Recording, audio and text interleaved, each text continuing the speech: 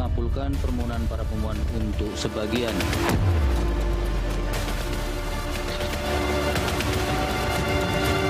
Karena kan dengan ruang ini maka paslon atau calon-calon yang kemarin barangkali potensial diminati oleh masyarakat karena nggak dapat tiket, dia batal melaju.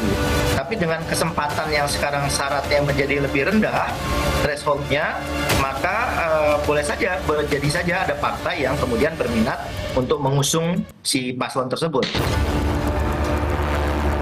Dari perspektif politik pasti akan merubah konstelasi politik.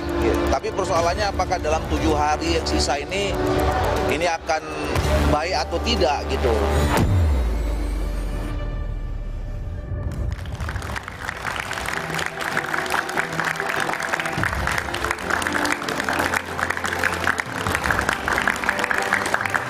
Selamat malam. Angin segar demokrasi muncul dari Mahkamah Konstitusi.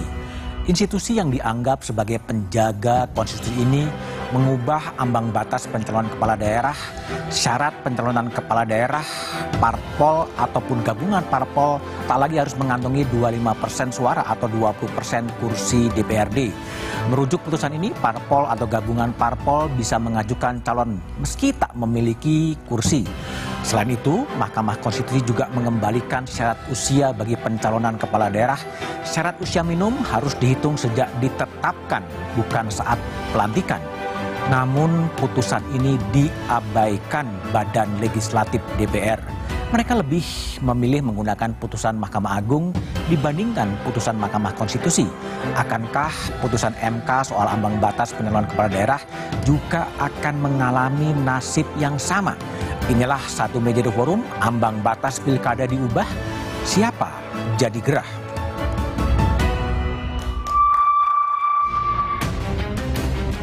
Selasa kemarin, Mahkamah Konstitusi memutuskan untuk mengubah ambang batas partai politik atau gabungan partai politik dalam pencalonan kepala daerah di pilkada. Pengusungan calon di pilkada kini menyetarakan dengan besaran presentasi persyaratan calon perseorangan, yakni berbasis jumlah penduduk. Untuk mengusulkan calon gubernur dan calon wakil gubernur, provinsi dengan jumlah penduduk yang termuat pada daftar pemilih tetap sampai dengan 2 juta jiwa, partai politik atau gabungan partai politik peserta pemilu harus memperoleh suara sah paling sedikit 10% di provinsi tersebut. Provinsi dengan jumlah penduduk yang termuat pada daftar pemilih tetap lebih dari 6 juta jiwa sampai dengan 12 juta jiwa, partai politik atau gabungan partai politik peserta pemilu harus memperoleh suara sah paling sedikit 7,5% di provinsi tersebut. Putusan MK akan mempengaruhi pencalonan kepala daerah. Pilkada Jakarta misalnya, kini hanya membutuhkan 7,5% suara hasil pemilihan legislatif sebelumnya. Maka, dengan komposisi yang ada saat ini, di mana setidaknya ada 2 paslon, yakni R.K. Suswono yang diusung Kim Plus dan paslon independen Darmakun. Maka peluang PDI Perjuangan untuk mengajukan calonnya tanpa koalisi parpol sangat mungkin terjadi. Nah, kita bersyukur hari ini dapat kado dari Mahkamah Konstitusi. Setelah dulu dibajak menjadi Mahkamah Keluarga, hari ini kembali pada kewarasan. Pakar Hukum Tata Negara Bivitri Susanti menyebut putusan MK terkait ambang batas pilkada bisa langsung berlaku. Bivitri pun mengapresiasi putusan MK yang dinilai bisa memberi dampak positif terhadap demokrasi Indonesia. Karena tinggi sekali persyaratan ambang batas pencalonannya, yaitu 20% kursi atau 25% akumulasi suara. Nah, sekarang prosentase itu diturunkan sesuai dengan proporsi jumlah penduduk. Jadi logika yang dipakai adalah sama dengan prosentase untuk calon perseorangan yang bukan partai politik. Jadi ini akan lebih banyak partai politik yang bisa berpartisipasi, nggak dikunci oleh partai politik yang dapat kursi di DPRD. Ya, jadi misalnya bayangkan yang kemarin berkompetisi dan dapat suara walaupun nggak dapat kursi, itu mereka bisa bergabung tuh. Misalnya Partai Buruh ya yang juga menjadi salah satu pemohon di sini, dia bisa saja bergabung dengan partai lain untuk mengakumulasi suaranya sampai dengan 7,5%. Nah, jadi dengan ini lebih fair menurut saya, dan kita warga juga jadinya mudah-mudahan dapat pilihan-pilihan yang lebih banyak tidak terbatasi oleh orang-orang yang difilternya sedemikian rupa oleh partai-partai politik besar. Merespons putusan MK terkait ambang batas pilkada, hari ini Badan Legislasi DPR menggelar rapat bersama pemerintah dan DPD untuk membahas revisi Undang-Undang Pilkada. Mungkinkah ada upaya menganulir putusan MK demi kepentingan pihak yang ingin berkuasa?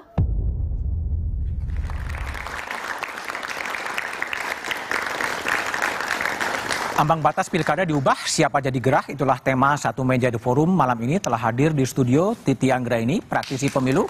Malam, Mas Titi, Mbak Titi. Kemudian ada Ketua DPP Partai Gerindra, Hendarsam Marantoko. Malam, Mas Hendarsam. Said Iqbal Assegaf, Presiden Partai Buruh. Malam, Bang Said. Ada Marwar Arsihaan, Hakim MK 2003-2008. Dan Bivitri Susanti, pakar hukum tata negara. Kami juga telah mengundang dari perwakilan dari PDI Perjuangan dan Badan Legislatif DPR, tapi sampai sekarang belum ada yang bisa hadir. Oke, saya mulai dari Pak Said dulu. Ini putusan Mahkamah Konstitusi karena gugatan uji materi dari Partai Buruh. Iya, betul. Bersama dengan Partai Gelora. Partai Gelora ikut? Ya tadinya nggak mau, kita ajak aja. Oh, diajak ceritanya? Iya. Oke, itu yang ngajuin siapa? Anies Mata dan Mahfud Siddiq? Iya, otomatis Ketua Umum dan Sekretaris Umum Partai Gelora. Oke, itu nggak janggal ya? Tiba-tiba Partai Gelora yang berada dalam Kimplas ikut dalam mengajukan uji materi sebetulnya? Ini kan sekitar bulan Mei ya, 20 Mei. Kita mengajukan gugatan ini karena kegelisahan Partai Buruh. Sebenarnya Partai Buruh awalnya, cuma kan kalau sendiri partai non-parlemen juga mempunyai kepentingan yang sama kan, bahwa bagi kami demokrasi itu dibajak oleh partai-partai politik yang merasa punya kursi dengan berdalih ada ambang batas yang tinggi. Terus buat apa kalau begitu partai politik ikut kontestasi tapi nggak bisa mengajukan orang yang dipilih dari kader partainya, atau ada orang baik yang kita menginginkan, atau setidak-tidaknya dari survei kalau kita masih percaya dia adalah mempunyai nilai yang tinggi dari masyarakat di daerah itu untuk maju. Ini kan dibajak. Nah, yang kedua, kita berpikir loh, si calon-calon pilkada perseorangan aja syaratnya boleh kok ngumpulin KTP, nggak ikut pemilu. Ini partai politik yang ikut pemilu kok dipersulit dengan syarat 20% kursi atau 25% dari suara. Unfair dong. Nah, maka kami satu-satunya cara kan menggugat ke Mahkamah Konstitusi. Jadi dasarnya adalah bukan tentang Anies, tentang siapa. Dasar tentang demokrasi yang dibajak. Demokrasi yang tidak berkeadilan. Demokrasi yang tidak berpihak kepada sekelompok mayoritas. Kalau kita lihat ada survei, terus nggak dapat tempat hanya gara-gara partai politik kekuasaan uang, itu pasti uang, koalisi-koalisi itu uang, nggak mungkin nggak uang. Oke, baik. Oleh karena itu kekuatan uang itu harus dilawan. Nah, kita berterima kasih, mengapresiasi Hakim Mahkamah Konstitusi itu masih punya hati nurani. Masih punya hati nurani. Masih punya hati nurani. Baik, sebentar. Saya ke Mas Hendarsam dulu. Ini posisi Partai Gelora, ya kan itu berada di barisan Koalisi Indonesia Maju. Ya. Tapi ikut juga mengajukan uji materi. Itu duduk soalnya gimana sebenarnya? Nah, kan harus dilihat dari sisi waktunya juga. Pada saat itu diajukan itu kan di bulan Mei, ya, di bulan Mei. Artinya pada saat itu memang kami sangat menghargai ya positioning teman-teman dari Partai Gelora dan juga Partai Buruh untuk mengajukan hal tersebut. Apa yang diajukan oleh Partai Gelora dan Partai Buruh ini merupakan murni dari kepentingan dan nilai-nilai yang ingin ditanamkan oleh teman-teman di sana. Untuk hal itu kami sepakat. Kami sepakat. Nah, kita harus dudukan dulu esensinya bahwa gugatan ini atau permohonan ini diajukan adalah untuk kepentingan pilkada, kader-kader ya dan suara-suara dari Partai Buruh dan Partai Gelora yang non parlemen ini supaya bisa diakomodir. Kemudian itu kan diakomodir kan dalam putusan MK nomor 30. Tapi kami melihat dan saya melihat ya selalu ini kan ujung-ujungnya ditunggangi gitu loh. Ditunggangi? Ditunggangi. Oleh? Ya oleh MK itu sendiri. MK menunggangi siapa? Nah, saya akan lihat. Harus dilihat dulu dari permohonan yang diajukan oleh Partai Gelora dan Partai Buruh. Ingin membatalkan ya kan pasal 40 ya kan undang-undang pilkada tersebut ya, sehingga tidak mempunyai kekuatan yang tetap seperti itu. Sebatas itu. Yang harus diingat bahwa MK adalah sebagai negatif legislator. Negatif legislator. Yes. Oke. Ya seperti itu. Tapi ternyata tidak. MK melakukan suatu hal yang sifatnya ultra petita. Oke. Ya, melampaui apa yang diminta oleh dari Partai Buruh dan Partai Gelora. Oke. Ya kan? Nyenggol ke masalah partai-partai yang ada di parlemen. Ya. Dua ambang batas 20% dan 25% di grade sampai dengan 7%, nyenggolnya ke situ. Ini saya pakai bahasa yang gampang-gampang aja. Nah, ini yang menjadi tanda tanya kita. Itu yang kedua. Yang ketiga, ini yang dilakukan pada saat-saat menjelang injury time. Injury time. Injury time menjelang pendaftaran dan lain sebagainya, kan seperti itu. Ini yang sebenarnya kita lihat. Pertanyaan yang harusnya sebenarnya ini kita pertanyakan kepada MK itu sendiri. Nah, jangan juga lupa, ya kan? Dalam pertimbangannya MK itu sendiri sudah bilang, ini saya kutip ya. Pertimbangan MK itu, ya kan, salah satunya itu supaya tidak terjadi calon tunggal, ya, supaya nggak ada calon tunggal dalam pemilu 2024 itu. Masalahnya apa urusan MK untuk mencampuri proses demokrasi calon tunggal dan tidak calon tunggal? Ini norma ya. Itu yang disebutkan ditunggangi tadi ya? Ditunggangi tadi, ditambahkan itu di situ. Apa urusannya? Karena itu bukan urusan MK untuk mencampuri, karena undang-undang itu sudah jelas. Undang-undang itu sudah jelas bahwa mau ada kota kosong, mau atau tidak, di pemilu-pemilu sebelumnya sudah ada kok. Dan boleh juga? Dan boleh juga. Semalam ini diam-diam aja. Tidak ada masalah tentang masalah. Oke, baik. Bibip, MK menunggangi gugatan dari Said dan Gelora? Ya, kalau menunggangi kan berarti kita mesti bicara motif ya. Dan saya kira MK tidak punya motif di sini. Kalau dikatakan, maksudnya motif adalah misalnya ketika ada hakim MK yang mau bertarung dalam pilkada, kan nggak mungkin juga. Kalau menunggangi kan artinya ada motif kan, Mas. Nah, kalau pertanyaannya apa urusannya MK? Jangan lupa MK itu tugas konstitusionalnya menurut Undang-Undang Dasar 1945 memang meluruskan apa yang seharusnya diatur dalam undang-undang agar sesuai dengan konstitusi. Konstitusi kita mengandung gagasan demokrasi, mengandung gagasan negara hukum. Nah, jadi jelas menurut saya itu urusan MK untuk membuat demokrasi kita sehat, untuk membuat nyatanya memang kota-kota kosong itu kan kita juga nggak bisa melihatnya hanya sebagai prosedur tiba-tiba terjadi di ruang hampa. Kita paham betul walaupun belum pernah ada perkara pidananya bahwa yang namanya kota-kota kosong itu juga kecenderungannya adalah disepakati oleh partai-partai besar karena dibuatkan ambang batas pencalonan yang demikian mengikat, menyusahkan orang untuk masuk barrier to entry, menyusahkan orang untuk ikut masuk dalam kompetisi. Nah, ini yang mau dibongkar dan buat saya kepentingannya kepentingan konstitusional. Memang kan MK itu the guardian of the constitution. Bukan sekedar sekedar memperbaiki norma-norma begitu ya, tapi dasarnya itu harus jelas dan buat saya kepentingannya juga sangat bisa dijustifikasi. Oke, baik. Mbak Titi Anggreni, MK kemarin memutuskan posisinya begitu, hari ini balik kemudian bersidang, rapat dan kemudian seakan-akan tidak mengindahkan putusan MK itu. Apa yang Anda baca dari itu? Bukan seakan-akan ya Mas Budiman, tapi sangat terang-benderang tidak mengindahkan putusan Mahkamah Konstitusi. Jadi sebagai ilustrasi ada kepentingan partisan yang sangat kuat dan dominan. Putusan pada tanggal 20 Agustus bukan hanya soal usia dan threshold atau ambang batas perolehan suara untuk mencalonkan, tapi juga ada putusan pilkada lain yang berdampak pada undang-undang pilkada, yaitu dicabutnya larangan kampanye di perguruan tinggi. Mengapa tidak ada pembicaraan soal itu di dalam rapat balik yang kita saksikan? Karena memang orientasinya jelas, ada kepentingan yang terganggu dan itu kepentingan mayoritas dari partai-partai yang ada di parlemen, sehingga putusan yang mestinya kalau memang serius untuk mengakomodir putusan Mahkamah Konstitusi kan diambil semua. Tapi kemudian dua putusan ini pun itu tidak diakomodir. Jelas di putusan 70 bahwa syarat usia muaranya harus dipenuhi pada saat penetapan pasangan calon. Kenapa bisa jadi pelantikan? Yang kedua soal ambang batas perolehan suara partai politik atau gabungan partai politik. Tidak dibedakan parlemen atau non-parlemen.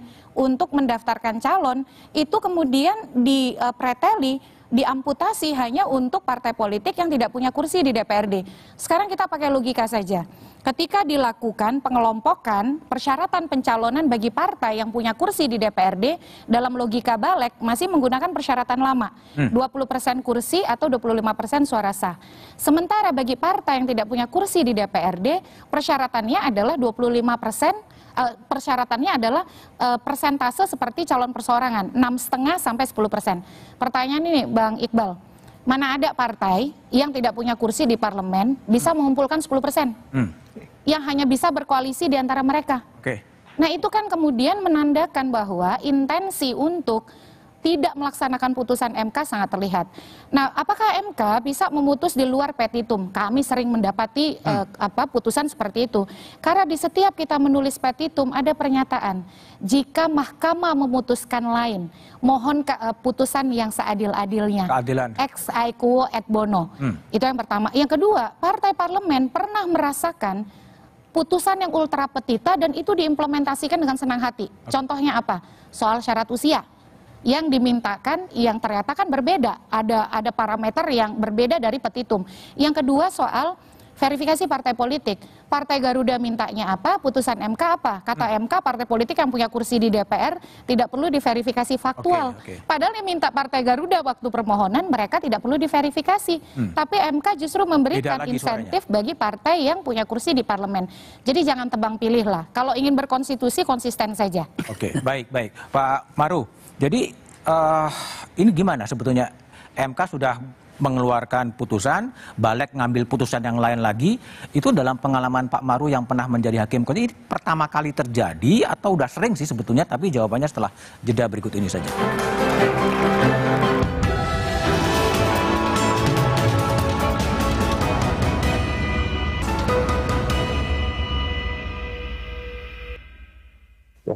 Terima kasih. Setuju ya, merujuk kepada Mahkamah Agung ya. Lanjut. Pimpinan ini setuju atas apa ini pimpinan? Yang pilihan MK, Mahkamah Agung putusan kan ada 2 putusan pengadilan. Fraksi PD sudah kita kasih kesempatan ngomong. Fraksi yang lain kan juga punya kesempatan untuk ngomong, punya hak yang sama. Terus yang diputuskan apa? Merujuk kepada putusan Mahkamah Agung. Mayoritas. Sudah dihitung per fraksi pimpinan. Siapa yang setuju, siapa yang tidak setuju? Sudah kelihatan dari tadi itu. Itulah perdebatan di rapat balik tadi antara pimpinan dan Putra Nababan. Pak Maru, ini tadi kalau lihat argumen tadi ya, yang dirujuk tuh putusan Mahkamah Agung, putusan Mahkamah Konstitusi gitu loh. Yang menguji materi MK, yang dirujuk MA. Jadi sebelum ke sana ini saya kira saya komentari dulu bahwa MK itu menunggangi para gimana menunggangi lah? Agaknya sepertinya tak lumrah di seluruh dunia MK menunggangi siapa-siapa.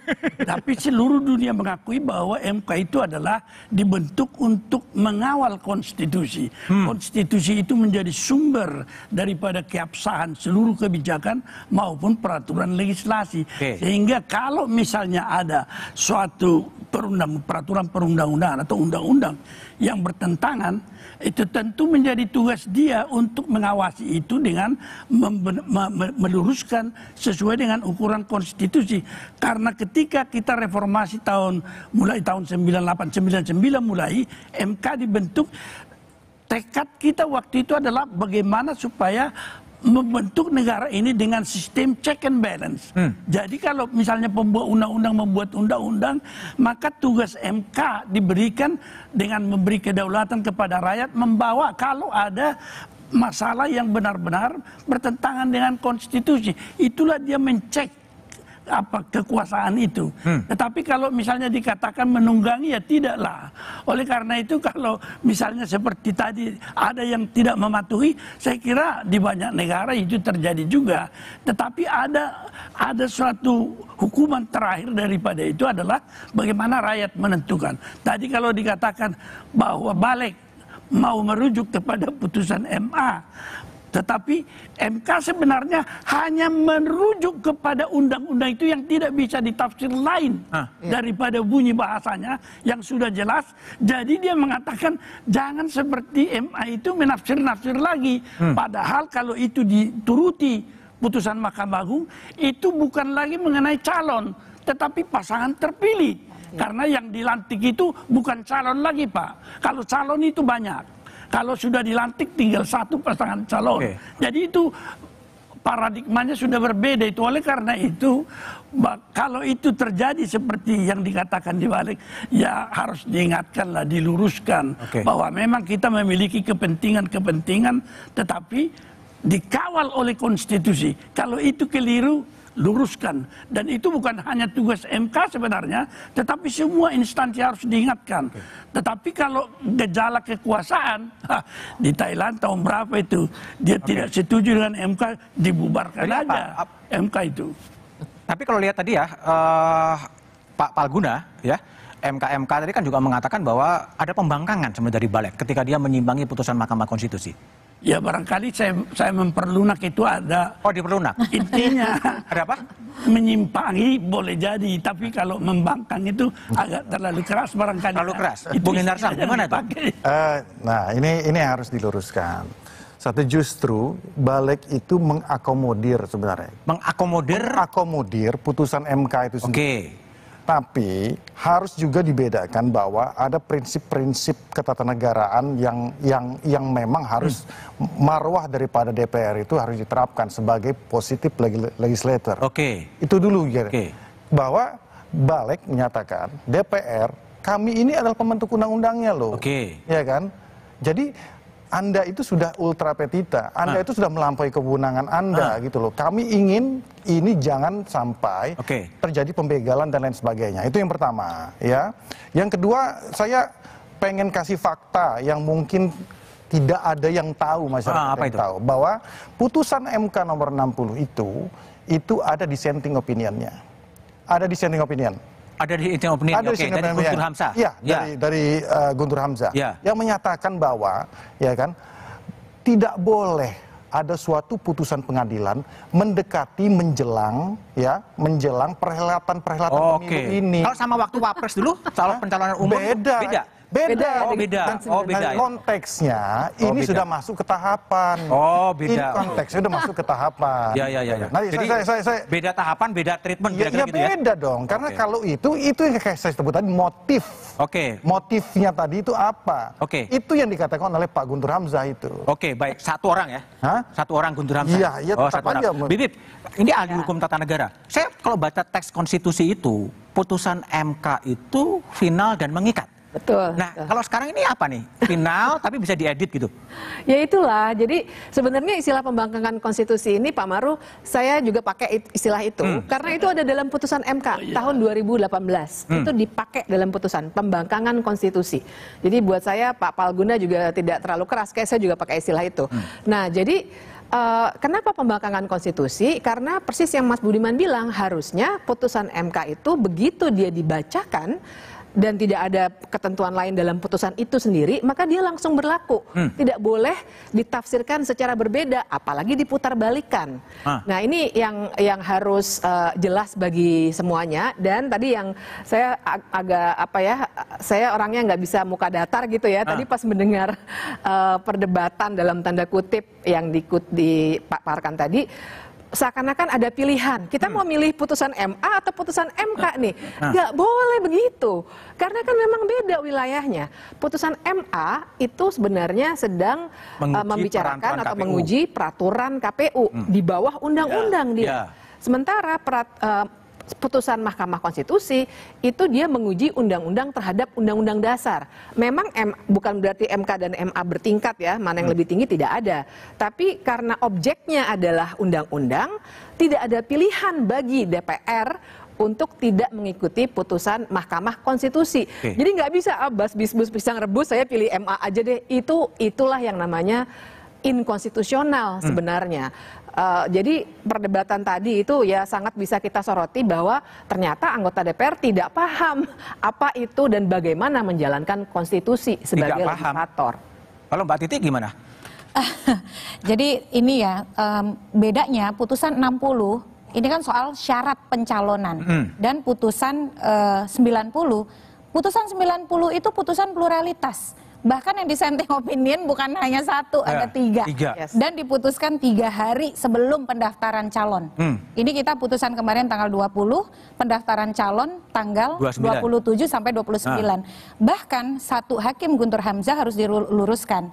Secara substansi dia sepakat, tapi dia bicara soal misalnya Purcell Principle.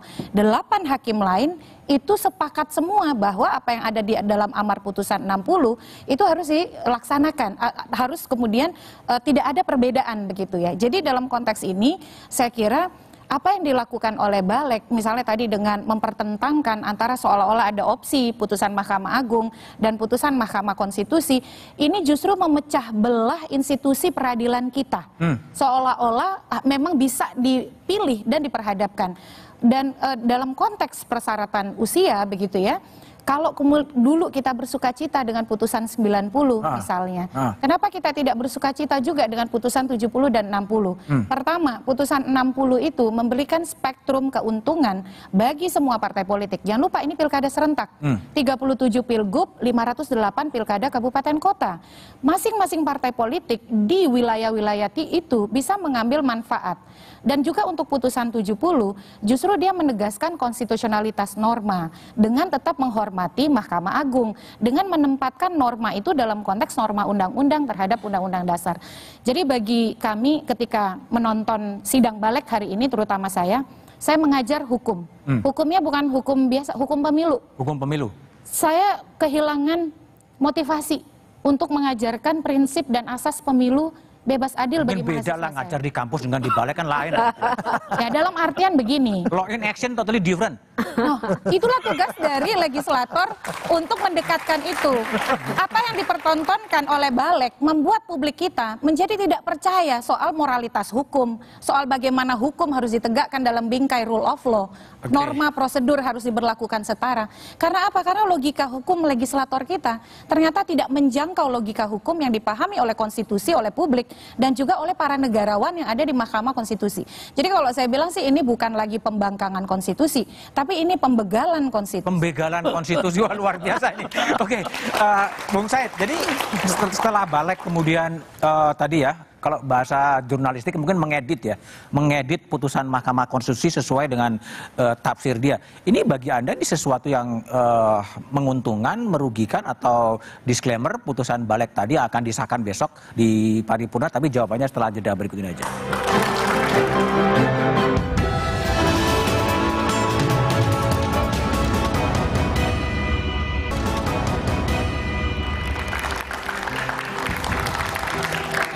Oke, masih bersama saya Budiman Tandurjo di satu meja The Forum. Said Iqbal, gimana Anda memandang tadi rapat Balik yang seakan-akan mengubah putusan dari Mahkamah Konstitusi? Gimana Anda lihat? Penakut. Hah? Penakut. Yang takut siapa Anda? Dia. Mereka itu yang menjadi Balik. Siapa yang takut? Penakut Balik itu. Ngapain dia ngurus-ngurusin tafsir terhadap keputusan MK? Kalau emang berani, udah ikutin aja keputusan MK. Kok nanti yang memilih dia rakyat. Takut ke siapa? Takut ke siapa? Ketakutan kalah. Ketakutan kalah? Iyalah. Ini kan kalau nggak ada kasus Anies, mungkin ini lancar-lancar aja. Itu kan bukannya untuk Anies, banyak juga yang lain. Iya, tapi mereka takut sekali dengan kemenangan Anies. Itu kan yang kita jadi rasakan di masyarakat ya. Yang berbagai cara akhirnya menjegal seseorang yang kalau kita masih percaya dengan lembaga survei dipilih oleh rakyat. Tapi partai politik ini tidak menginginkan orang ini. Kan ini demokrasi yang dibajak, penakut. Kalau memang Anda mengagungkan demokrasi sebagai sebuah konsensus kita bersama dalam bernegara, tertinggi itu adalah suara rakyat. Hukum tertinggi adalah keadilan. Dan bahasa tertinggi di dalam demokrasi adalah memilih dan dipilih. Maka ketika aturan itu membelenggu memilih dan dipilih, kan harus dilawan. Disinilah MK menggunakan hati nuraninya. Apa yang salah kalau dia ditunggangi kayak mau dijadikan alat kayak kalau untuk kebenaran? Apa yang salah? Kalau kita mencari keadilan kemudian atas nama apapun, kemudian kita merasakan keadilan itu, apa yang salah? Kalau memang kamu berani, para partai politik yang merasa besar itu, yang berasa menguasai negeri ini bisa diatur dengan kekuatan mereka dan kekuatan uang, kenapa takut? Ayo mari kita bertarung. Kekuatan uang? Ya, pastilah nggak mungkin koalisi tanpa kekuatan uang. Tanpa janji-janji untuk mendapatkan jabatan. Terus kita diam? No. Kenapa kita harus diam? Walaupun kami partai kecil, partai baru, kami terusik dengan sistem pemilu, sistem demokrasi yang seolah-olah mereka yang kuasai. Kita harus lawan itu. Oleh karena itu kalau coba-coba mereka melawan rasa keadilan yang telah didapatkan di MK yang secara konstruksi konstitusi dibenarkan, maka mereka berhadapan dengan rakyat. Kita akan demo terus tiap hari. Sampai kekuatan itu menjadi besar, baru mereka sadar bahwa mereka nggak ada apa-apanya. Kira-kira baik. Pak Sendarsam, takut baliknya menurut Said? Sebenarnya kan Bang Said Iqbal ini apa yang dimintakan oleh beliau, ya, oleh Partai Buruh kan sudah dikabulkan. Tapi pertanyaan saya, betul nggak balik takut? Nah itu saya bukan orang balik, saya nggak ngerti juga ya, saya nggak bisa jawab ya kan. Kalau masalah itu. Gerindra sendiri gimana melihat putusan dari MK itu? Kita sangat apresiatif sebenarnya. Yang mana? Yang terkait dengan masalah permintaan dan permohonan daripada Partai Buruh dan Gelora. Apresiasi terhadap permintaannya, terhadap dan putusannya juga artinya gayung bersambut, artinya kan apa yang diminta sudah dikabulkan. Ini nggak ada masalah tentang masalah itu kan, dan itu kan diakomodir oleh Balik kan. Diakomodir oleh Balik? Itu tidak ada masalah. Yang jadi masalah. Bukan beda ya? Beda, tidak sama. Yang diakomodir mana, yang enggak mana? Ya itulah. Makanya kan, lihat lagi, kita baca lagi. Misalnya soal umur? Ya, bukan soal itu. Petitumnya dulu dilihat. Petitumnya itu adalah membatalkan pasal 40, ya kan? Pasal Undang-Undang Pilkada itu. Sekarang pertanyaan saya, ya kan, putusannya dibatalkan atau tidak? Dibatalkan kan? Terus? Ya kemudian kan Balik mensinkronisasi hal tersebut kan gitu. Jadi udah tidak ada masalah. Cuman yang jadi masalah ini kan masalah bahwa ada hal-hal yang di luar itu, ya. Kemudian ultra petitanya apa yang dimintakan oleh beliau ini, ya kan, itu ditambahkan gitu loh. Ya, udah menggeser tentang masalah-masalah lain. Itu nggak boleh? Ya itu ya seharusnya itu kan ranah kewenangan daripada DPR RI sebagai positif legislator. Tapi kan kalau rasa keadilan terusik kan MK boleh. Bang, keadilan itu kan relatif. Karena dia relatif, maka MK lah yang kita jadikan alat untuk mencari keadilan. Jangan nanti ketika memenangkan partai koalisi itu dianggap ini adil. Ketika seperti Mbak Titi bilang tidak menguntungkan koalisi, ini tidak adil. Maka kita harus percaya sama MK. Walaupun kita tidak suka dengan keputusan ketika tentang usia batas wapres, kan akhirnya kita menerima. Karena itu keputusan MK. Kenapa giran sekarang MK mengatakan ini, kita tidak menerima. Itulah jiwa penakut, jiwa pengecut kayak begitu.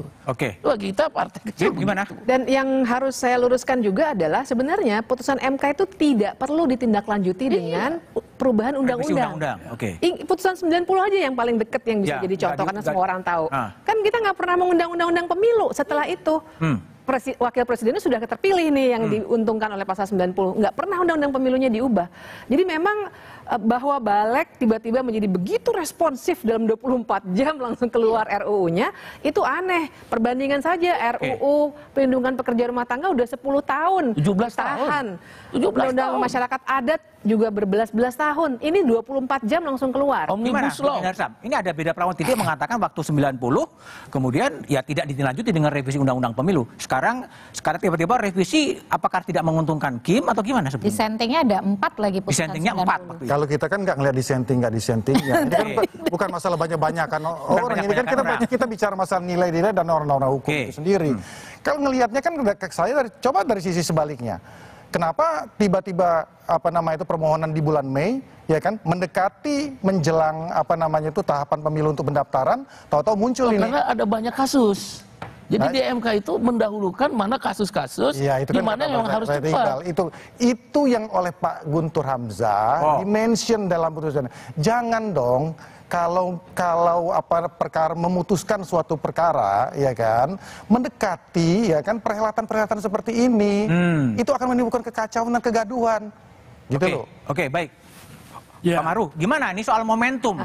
Tiba-tiba menjelang pilkada. Saya ingin meluruskan sedikit dan mengingatkan Pak Endar kalau menyinggung dissenting Pak Guntur, barangkali Pak Guntur itu lupa sebenarnya ketika kita masih aktif di MK itu, undang-undang pemerintahan daerah sudah diuji ketika di Aceh dibenarkan calon perseorangan yang implikasinya mengandung banyak terhadap yang lain, sehingga norma yang disebutkan pasal 40 itu pada waktu itu sudah diuji dan diberikan rumusan seperti yang ditetapkan sekarang, tetapi ketika itu juga tidak dijalankan oleh pembuat undang-undang. Sebenarnya begitu suatu putusan MK itu melakukan suatu perbaikan, apakah namanya itu melakukan pengujian dengan konstitusional bersyarat atau dan lain-lain, maka tugas pembuat undang-undang adalah mencoba merumuskan itu di dalam undang-undang kembali.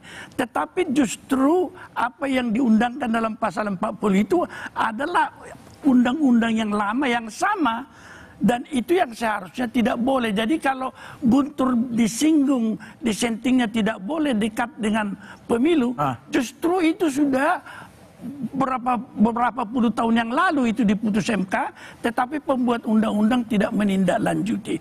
Oleh karena itu di dalam hal ini bukan satu hal yang baru, tetapi hal yang mengingatkan kepada putusan. Saya lupa nomornya, tapi disebutkan jelas dalam putusan MK. Ini bukan soal menguji yang baru, tetapi apa yang diuji oleh MK dulu tidak dilaksanakan pembuat undang-undang.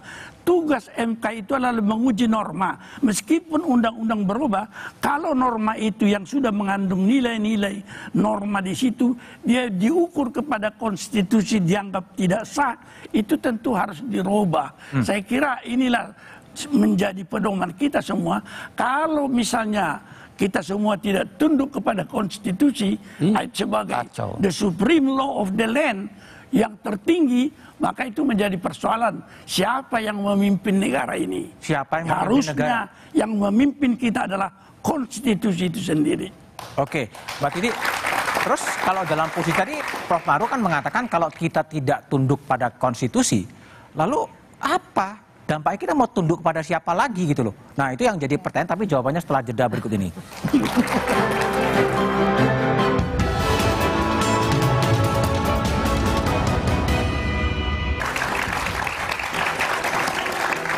Masih bersama saya Budiman Tanterjo di Satu Meja The Forum. Titi Anggraini, jadi kalau Mahkamah Konstitusi yang disebut the guardian of ideology, hakimnya disebut negarawan yang menguasai konstitusi, putusannya dikangkangi. Apa yang terjadi?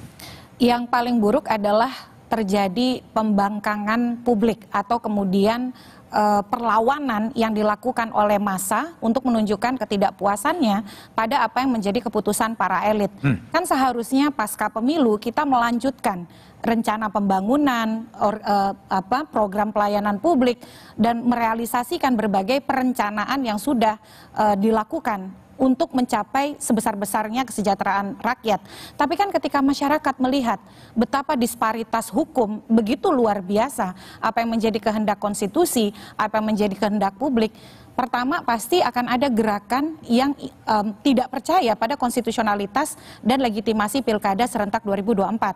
Dan saat ini saja sudah muncul, kalau ini terus terbiarkan, ada gerakan-gerakan yang akan melakukan boikot terhadap pilkada serentak 2024. Dan itu buruk sekali. Buruk bagi pemerintahan Jokowi yang akan mengakhiri periode keduanya. Yang kedua juga buruk bagi kepemimpinan yang baru, yang mestinya pilkada serentak ini adalah agenda politik terbesar yang akan dikelola oleh Presiden Prabowo ketika selesai dilantik 20 Oktober.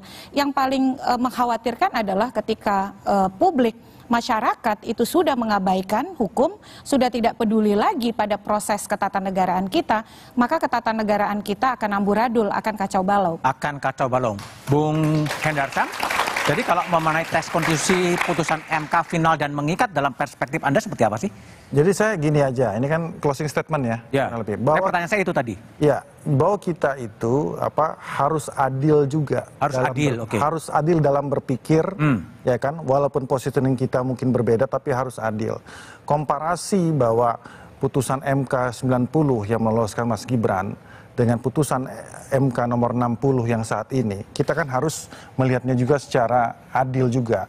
Jangan ketika pada saat Mas Gibran kita protes-protes seolah-olah MK nggak benar ini segala macam kan seperti itu. Nah, ketika putusan nomor 60 ini ya kan, wah MK adalah guardian of constitution dan lain sebagainya. Ini kan menunjukkan bahwa ada emosi dan keberpihakan ya kan yang ada dalam situ. Udahlah, kita harus adil juga dalam berpikir. Itu satu. Kan kalau saya juga mau melihatnya dari sisi yang lain seperti tadi. Saya cuma mention satu aja kok. Kenapa sih harus ada tendensi dalam pertimbangan hukumnya bahwa MK ini memberikan putusan ini supaya tidak terjadi perlawanan atau calon tunggal atau dengan lawan kota kosong seperti itu ya kan. Padahal itu juga belum tentu terjadi. Jadi hal tersebut untuk mengantisipasi hal tersebut yang sebenarnya itu bukan tugas MK. Dan dilakukan di last minute, di injury time. Kalau kita mau komparasi ya, kita komparasi. Udah masuk tahapan pemilu ini loh. Ya kan? Bahkan calon independen sudah dilolos. Ya kan? Jadi kita harus juga adil gitu loh melihatnya. Ya memang 1, 2, 3, 4 saya sendiri di sini, keempat-empatnya emosi semua ini kan. Saya dikeroyok juga di sini kan. Tapi nggak apa-apa. Artinya apa? ini merupakan saya juga harus meluruskan bahwa diskusi ini nggak boleh juga satu arah. Masyarakat juga nggak boleh terprovokasi, ya.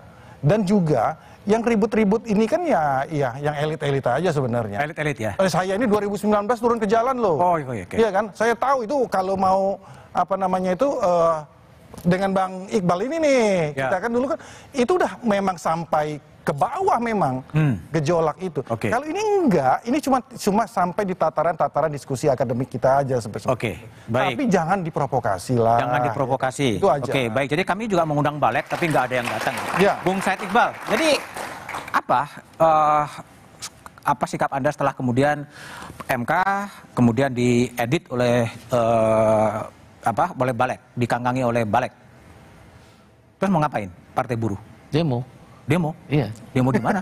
Di DPR lah. Di DPR. Besok kita demo. Lusa kita demo. Masih enggak kita demo. Kalau perlu dudukin KPU, bikin KPKPU. Udah. Kadang-kadang kita kehilangan akal sehat ketika rasa keadilan itu kita percaya kepada MK tadi Pak Maru bilang adalah jalan di mana kita percaya inilah kita menguji sebuah konstitusi itu benar atau tidak. Jadi nggak bisa ini boleh ini tidak. Ya udah keputusan ya keputusan gitu loh.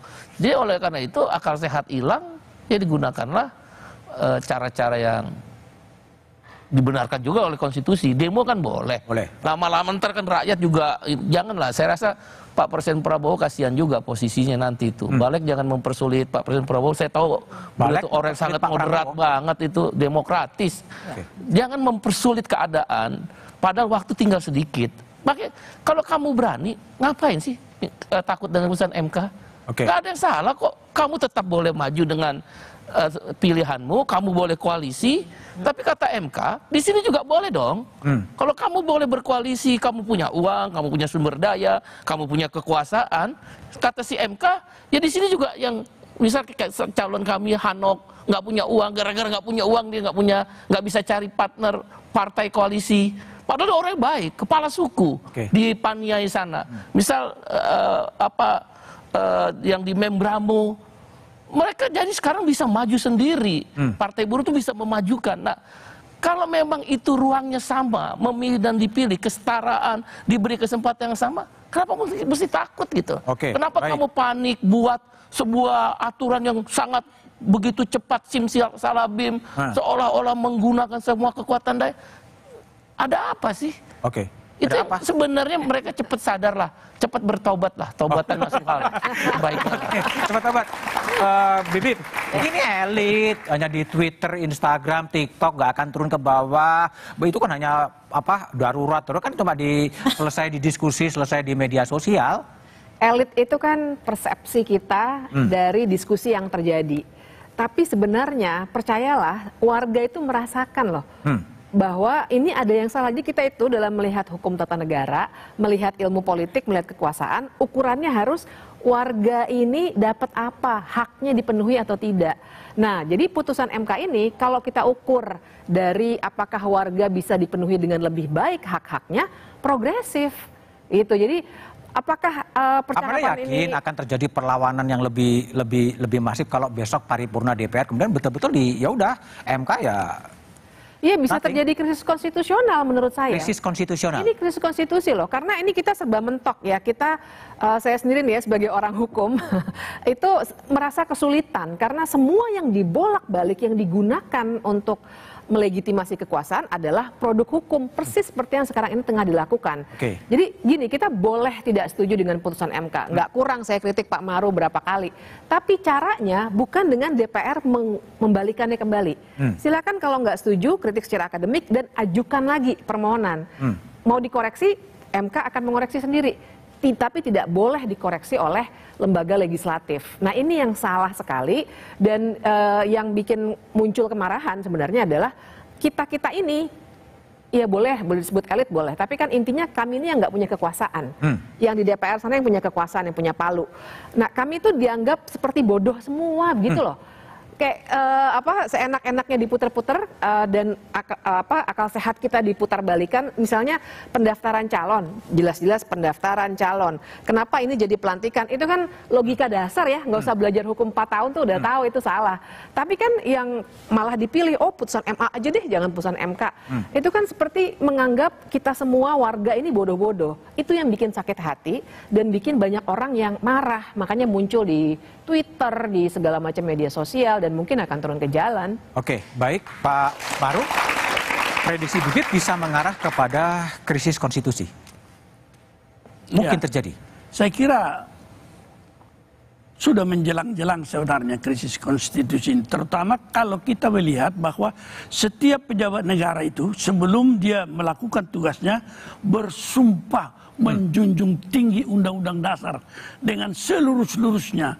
Tetapi ketika terjadi misalnya apa yang dikatakan perbedaan perlakuan yang disebutkan oleh Pak Endar tadi, melihat nomor 90 dia dianggap berbeda dengan putusan nomor 60 sekarang, itu tentu berbeda kalau memang kasusnya berbeda, tetapi ukurannya harus sama, yaitu di konstitusi.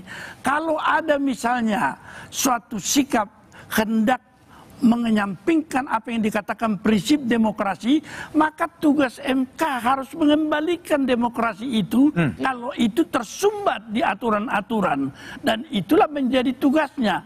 Dan kalau mereka yang sudah menjabat dan menduduki jabatan itu melakukan sumpahnya, dia juga harus setia terhadap sumpah itu, termasuk tadi bahwa Undang-Undang Dasar 45 adalah hukum yang tertinggi yang harus dipatuhi. Jangan misalnya kita hanya melihat rakyat di pengadilan, kalau menjadi saksi disumpah, kalau salah sumpahnya, dia menjelaskan tidak benar, diancam atau dihukum 7 tahun atau 9 tahun penjara. Tetapi pejabat negara tidak ada sanksinya, Pak. Oleh karena itu, itulah yang kita katakan akan muncul nanti krisis konstitusi. Siapa yang menghukum mereka yang melanggar sumpah jabatan, itu menjadi persoalan besar di dalam sistem kenegaraan kita. Nah, oke, itu yang dimaksud sebagai, tapi pendek aja. Kalau udah terjadi sengketa antar lembaga negara, DPR, MA, MK, terus siapa yang mau nyelesain? Seharusnya mekanismenya kalau kita kan di dalam Pancasila musyawarah mufakat ya, dengan segala macam kita harus bisa, karena setiap pejabat negara harus melihat bahwa kewenangannya itu melihat kepada puncak lagi. Sumbernya di Pancasila itu musyawarah mufakat. Oke, itu yang harus dilakukan ya. Oke, Mbak Titi, Mas Hendarman, Bung Said, Pak Maru, dan Bivitri Susanti. Konstitusi mengatakan putusan MK itu final dan mengikat. Final artinya tidak ada lagi upaya hukum lain yang bisa mengubahnya. Satcipto Harjo pernah mengatakan bahwa putusan 9 hakim konstitusi ibarat idu geni atau ludah api. Kita bisa saja tidak suka dengan putusan MK, tapi konstitusi memerintahkan kita harus taat dan menghormatinya. Jika konstitusi dikangkangi, bayangan runtuhnya negara hukum sudah di depan mata. Demikian Satu Meja di Forum malam ini. Sampai jumpa pekan depan. Selamat malam dan terima kasih.